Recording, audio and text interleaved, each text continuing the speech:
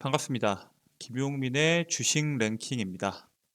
오늘 김용민의 주식 랭킹에서는 2차 전지 이 주식 두 개는 빠질 때마다 꼭 사모으세요. 앞으로 7배 더 오를 겁니다. 라는 내용으로 영상을 준비해 왔습니다. 오늘 영상에서도 최신 이슈에 대한 분석부터 그에 따른 수혜주까지 여러분들께 도움이 될 수 있는 내용으로 영상을 준비해 왔습니다. 영상 시청하시기 전에 잠시만 일시정지 버튼 누른 다음에 영상 하단부에 있는 좋아요 버튼 한 번씩 눌러주시면 감사드리겠고요. 아직 구독 버튼을 누르지 않으셨다면 구독 버튼도 한 번씩 눌러주시면 감사드리겠습니다.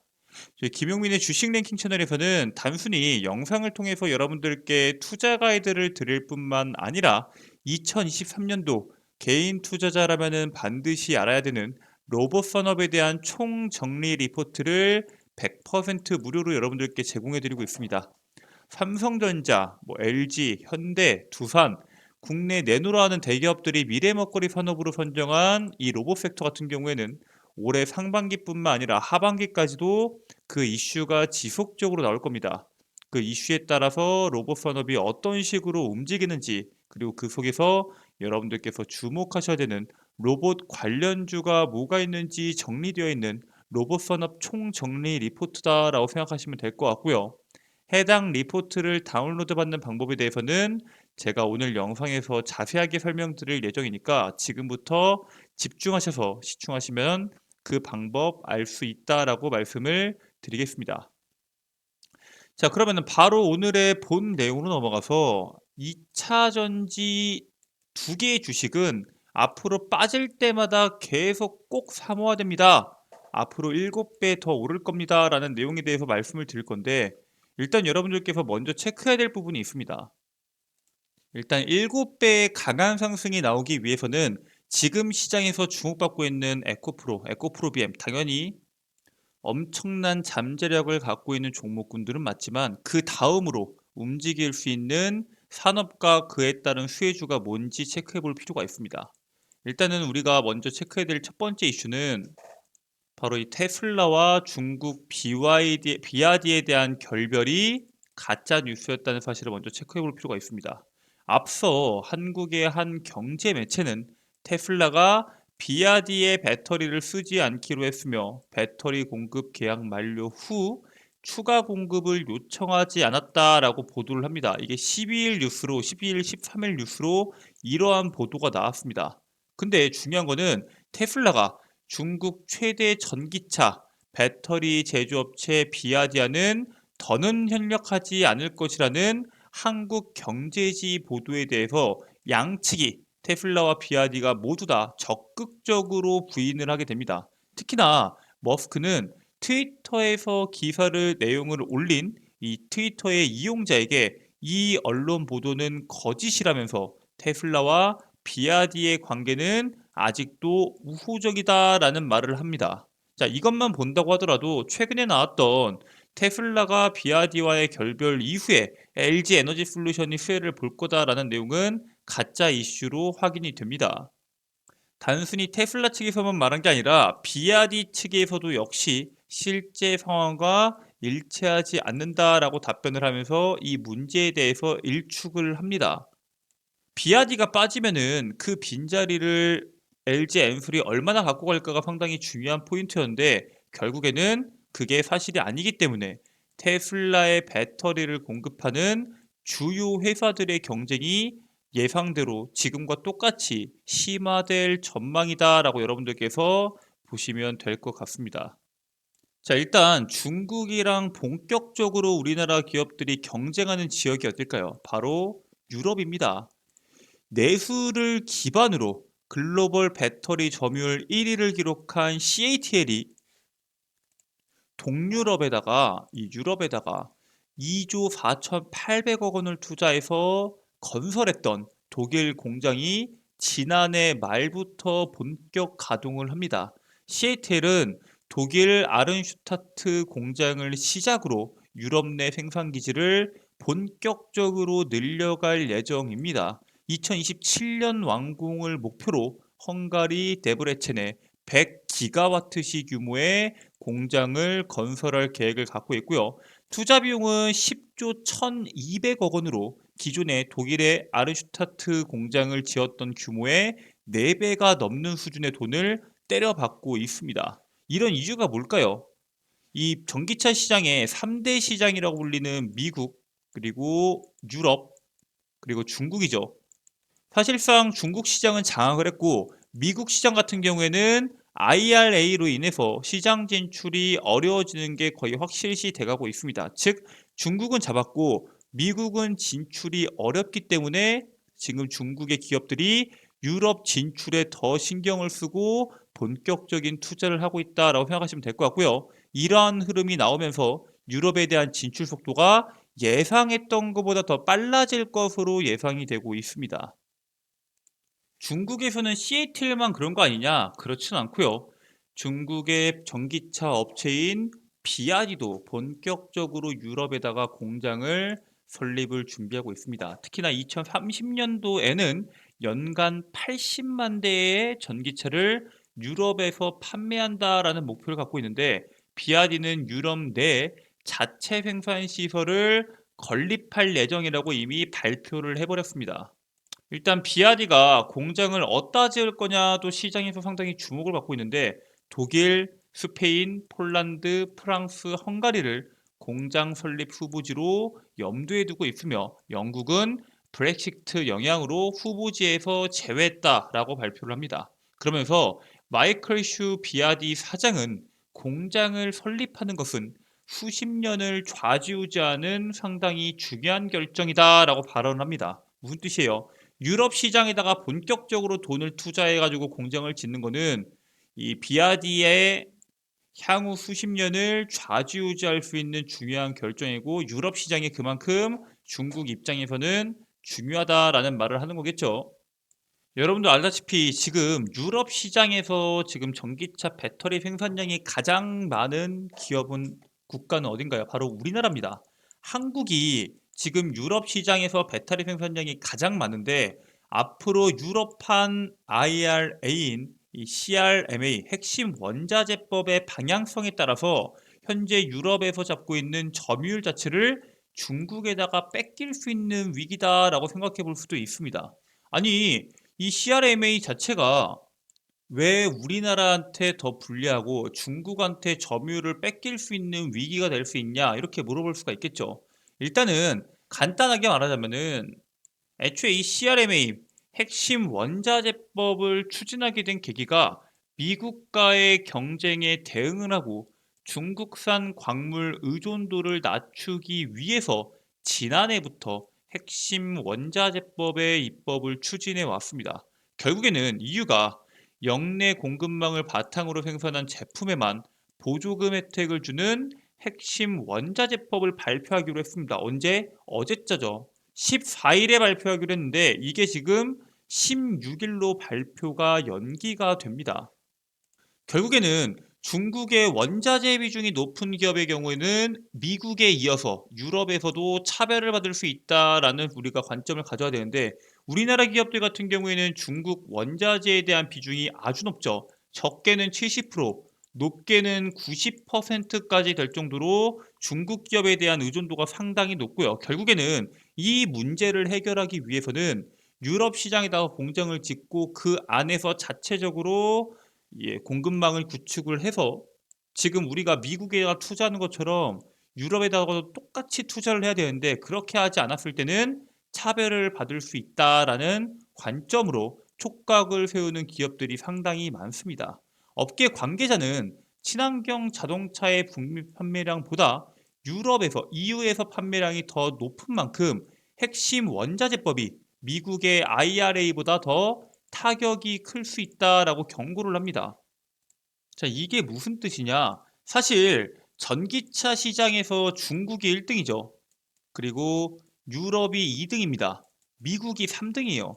실질적으로 우리가 미국에 투자를 엄청나게 하고 있지만 시장의 규모만 본다고 했을 때는 유럽이 미국보다 더 시장의 점유율이 큽니다. 전기차에 대해서요. 당연히 우리나라에서 이제 완성차 기업들, 현대차 그룹이 유럽에다가 전기차량을 파는 게 많을까요? 미국에다 파는 게 많을까요? 당연히 유럽이 많을 수밖에 없습니다. 지난해 현대차 그룹의 친환경차 판매량은 유럽이 29만 대, 미국이 18만 대로 유럽에서 11만 대 더 많이 판매를 했고요. 이게 친환경 자동차, 뭐 하이브리드나 수소차 다 빼고 순수 전기차 판매량만 본다고 하더라도 북미에서는 5만 8천 대에 대한 판매량이 나왔고요. 유럽에서는 11만 2천 대 수준이 나오면서 거의 2배 가까운 차이로 유럽에서의 판매량이 훨씬 더 높습니다. 근데 만약에 이 유럽판 IRA 핵심 원자재법이 IRA 정도로 이 제한 자체가 상당히 높게 나온다고 하면은 현대차 그룹에서 지금 미국 전기차의 전용 라인 구축을 위해서 7조 원 이상을 쏟아부으면서 공장도 짓고 라인도 구축하고 엄청난 돈을 쏟아붓고 있는데 유럽에서도 이렇게 비슷한 규제가 나왔을 경우에 계획에 없는 지출이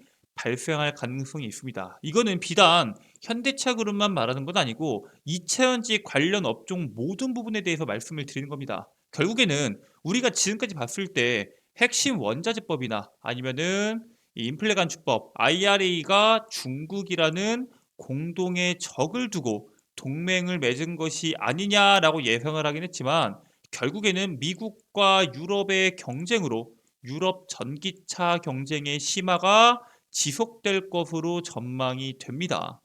물론 이번에 미국에서 유럽의 핵심 광물들을 FTA를 맺지 않더라도 포함하는 식으로 협상을 진행하고 있다라는 이야기가 나오고 있는 만큼 유럽에서도 마찬가지가 될 수는 있습니다. 다만 돈을 쏟아붓고 있는 유럽 시장에서 중국과의 경쟁과 투자가 거의 일어나고 있지 않은 미국 시장에서의 경쟁을 봤을 때 미국 시장은 어느 정도 일본과 파나소닉과 경쟁에서 장악한다고 하더라도 이 유럽 시장에서는 중국과 박 터지는 싸움이 벌어질 것으로 예상이 됩니다.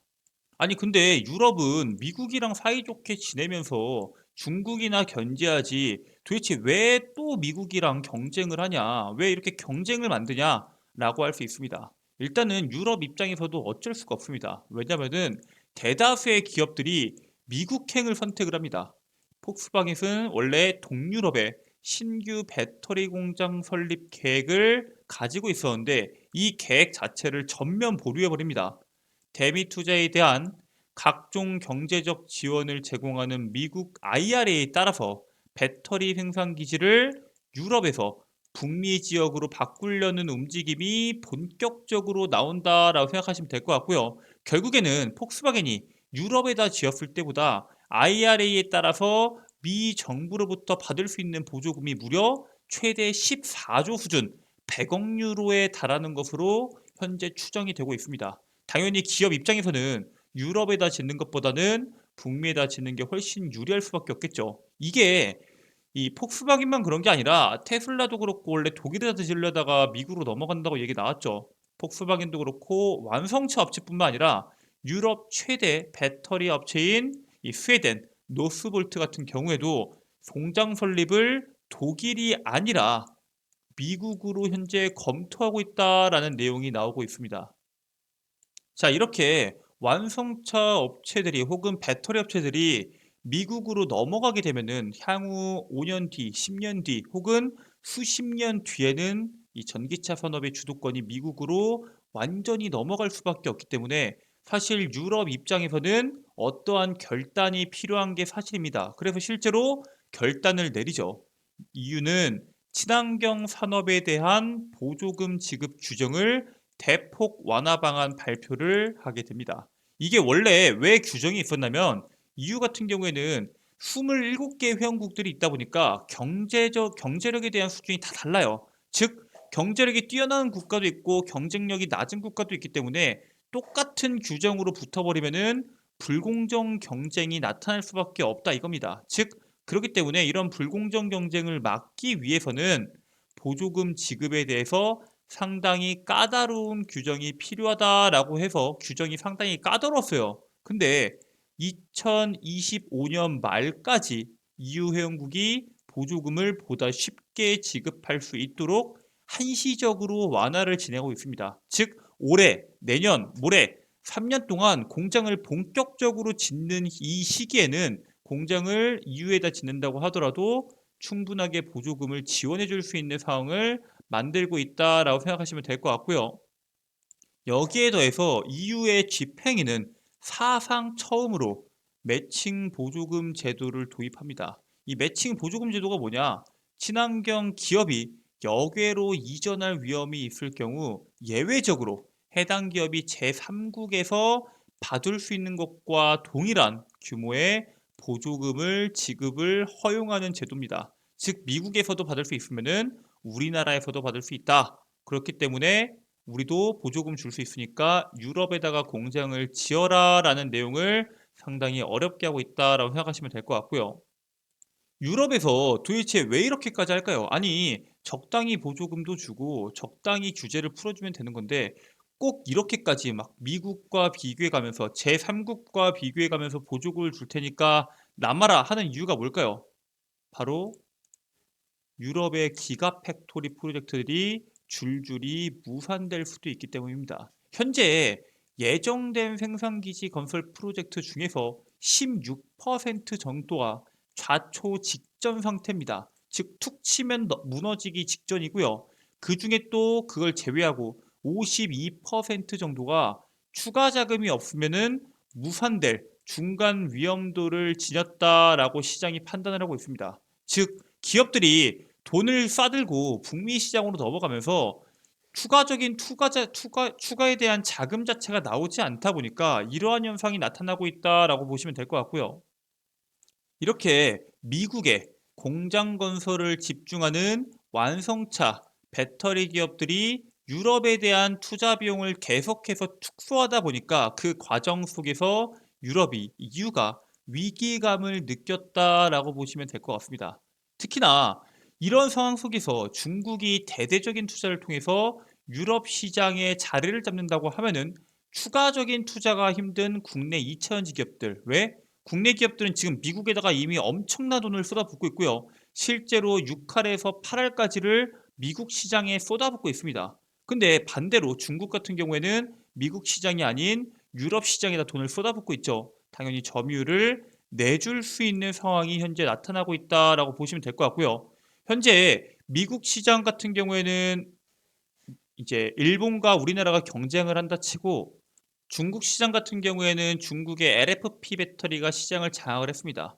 자, 그러면은 마지막 유럽 시장을 중국이 장악한다고 했을 때 배터리 시장의 쌍두마차로 불리는 이 삼원교와 LFP 배터리 중에서 중국이 주력으로 자리 잡고 있는 LFP 배터리의 영향력이 당연히 커질 수밖에 없다라고 여러분들께서 보시면 됩니다. 그래서 실제로 LFP 배터리의 규모가 2030년도까지 올해 대비해서 7배가 넘도록 급증할 전망을 가지고 있습니다. 그렇기 때문에 우리나라 기업들도 당연히 급증하는 산업 중에 하나인 LFP 배터리에 주목을 할 필요가 있겠죠. 그리고 역시나 K배터리 기업들이 LFP 배터리에 엄청나게 주목을 하고 있습니다. 이게 중국이 나서고 있는 것도 있겠지만 완성차 업체들이 전기차 가격을 낮추기 위해서 LFP 배터리 탑재를 본격화하고 있습니다. 완성차 업체들이 과거에는 주행거리를 최우선으로 고려하면서 LFP 배터리를 K배터리 기업들이 개발을 중단했었거든요. 근데 최근에 다시 수요가 급격하게 되면서 개발에 들어간 K배터리들이 현재 상당한 개발을 이룬 게 사실이고요. LG에너지솔루션과 SK온 같은 경우에는 인터배터리 2023에서 LFP 배터리의 시제품을 공개하기도 합니다. 그래서 업계 관계자는 현재 전기차 시장은 NCM 배터리가 주력이지만 니켈, 코발트, 망간 배터리가 주력이지만 LFP 배터리에 대한 수요도 분명 존재한다라고 언급을 하면서 LFP 배터리를 계속적으로 개발할 수밖에 없다라고 발언을 하게 되고요. 특히나 LFP 배터리 같은 경우에는 이제 막 개발을 해야 되는 건데 우리나라가 따라갈 수 있을까라고 생각할 수 있겠죠. 국내 배터리 업체가 생산하는 데 있어서 사실 이게 장벽이 높지가 않습니다. 그렇기 때문에 다양한 포트폴리오 구성을 위해서 우리가 LFP 배터리에 대한 시장을 눈여겨봐야 된다. 그리고 그 시장의 성장을 절대로 간과해서는 안 된다라고 말씀을 드립니다. 그리고 이번에 이 인터배터리 2023에서는 LG 엔솔과 SK온만 LFP 배터리에 대한 시제품을 공개했지만 삼성 SDI도 LFP 배터리에 같이 뛰어듭니다. 최윤호 삼성 SDI 사장은 15일 오늘입니다. 오늘 나온 기사인데 향후 사업의 다양성, 고객의 다양성이 중요하기 때문에 LFP 배터리에 대해 열심히 준비하고 있다라고 언급을 합니다. 이게 저가형 배터리인 코발트 프리 배터리를 지금까지 삼성 SDI가 개발을 해왔었는데 중국 기업은 물론이고 LG엔솔, SK온이 LFP 배터리 개발, 생산을 준비하자 제품의 다양화를 위해서 내부적으로 이 배터리를 개발을 진행을 하고 있다라고 이야기를 하고 있고요. 프리미엄 배터리 전략으로 지금까지 영업이익률이 상당히 높게 나왔습니다. 실질적으로 LG 에너지 솔루션보다 한참 적게 팔렸는데도 불구하고 영업이익은 더 높게 나왔죠. 그러한 영업이익을 내왔던 전략을 내왔던 삼성 SDI가 뛰어들 만큼 저가형 전기차 배터리 산업의 성장 속도가 무시무시하게 빠르다라고 여러분들께서 주목하실 필요가 있습니다. 특히나 이 유럽 시장 같은 경우에는 상당히 혼잡하고 주차 공간이 부족하기 때문에 유럽에서는 저가형 소형 전기차에 대한 수요가 지속적으로 늘어나고 있습니다. 즉 LFP 배터리에 대한 약점이었던 짧은 주행거리, 에너지 밀도에 대한 문제도 어느 정도 해소가 되고요. 지금 현재 LFP 배터리가 지금 개발된 지가 시간이 꽤 지났기 때문에 기존에 가지고 있던 단점들이 많이 완화가 됐습니다. 즉 앞으로 이 LFP에 대한 영향력이 지속적으로 커지는 만큼 관련주들을 여러분들께서 주목해 볼 필요가 있다라고 말씀을 드립니다.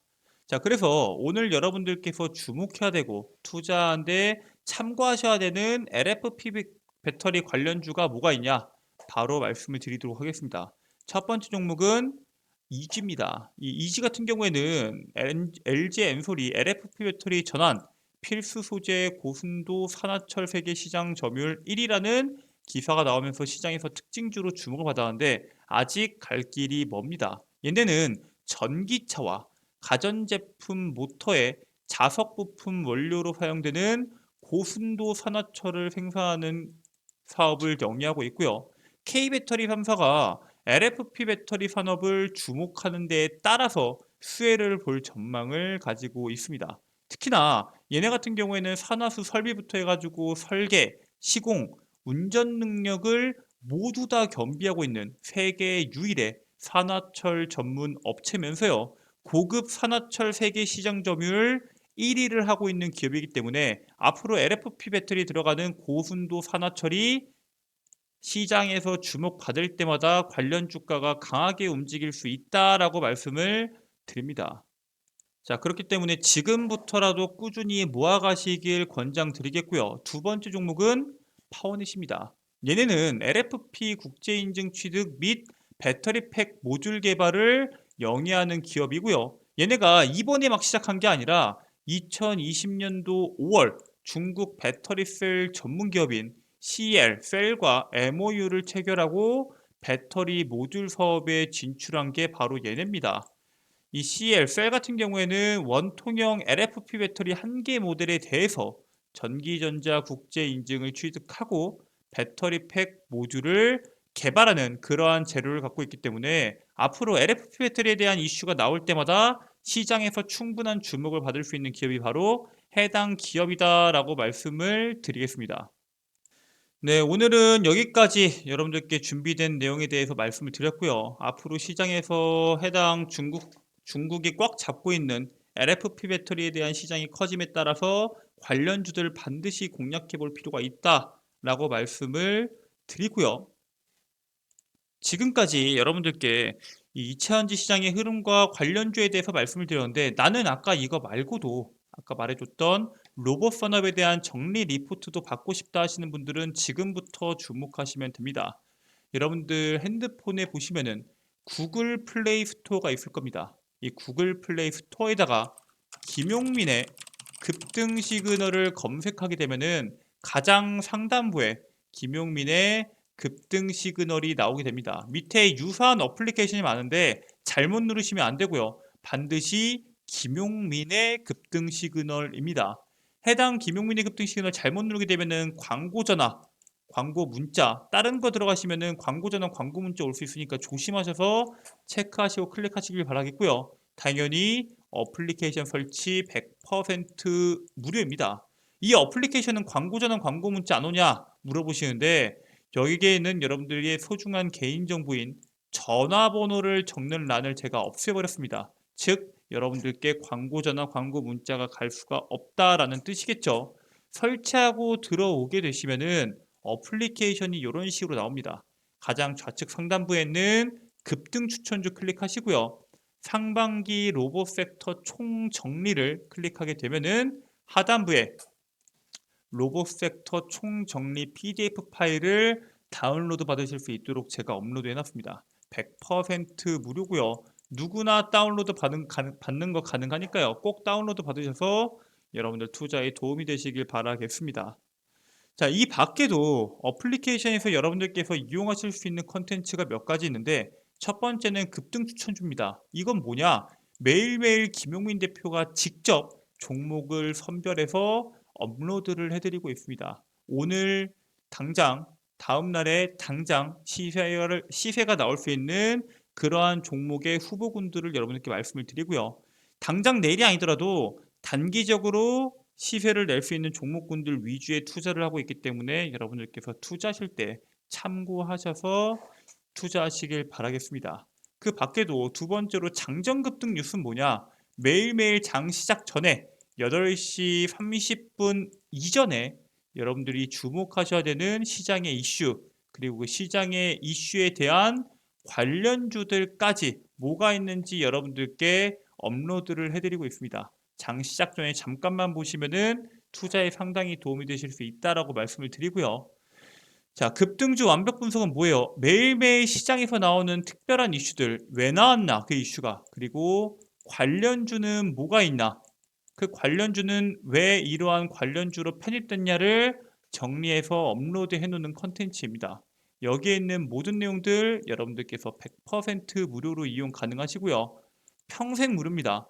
평생 무료로 이용 가능하니까 꼭 다운로드 받으셔서 투자에 도움이 되시길 바라겠습니다. 오늘 준비한 내용은 여기까지입니다. 오늘 영상도 끝까지 시청해 주셔서 감사드리고요. 영상 종료하기 직전에 영상 하단부에 있는 좋아요 버튼, 그 다음에 아직 구독을 누르지 않았다면 구독 버튼을, 그리고 알림 설정, 응원 댓글까지 한 번씩 부탁드리겠습니다. 저는 내일 최신 이슈와 그에 따른 수혜주로 돌아오도록 하겠습니다. 끝까지 시청해 주셔서 감사합니다.